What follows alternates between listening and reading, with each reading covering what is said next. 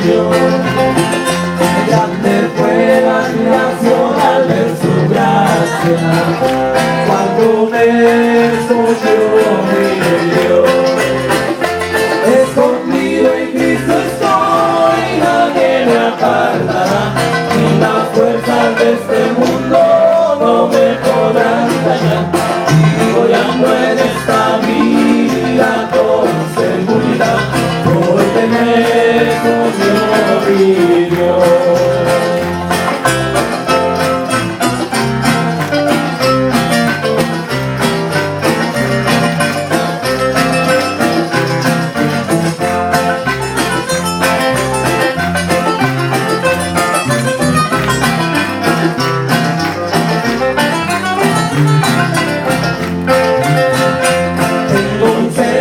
El Espíritu me ha dado, cuando mi confianza puse solo en mi Salvador. Sé yo que el Señor me dio vida eterna, escondido fui de Dios. Escondido en Cristo estoy, nadie me apartará, y las fuerzas de este mundo no me podrán callar. Y voy ando en esta vida con seguridad, porque me escogió mi Dios.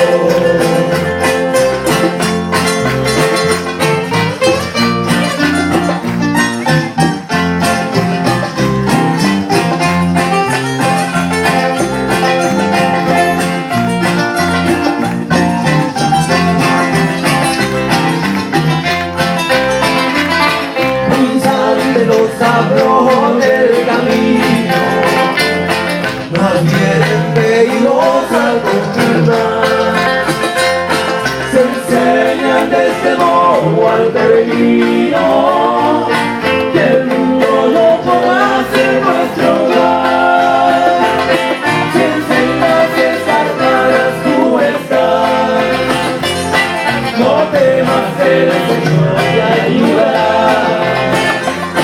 El mundo en vez de rosas se respira, el Señor en rosas todas cambiará.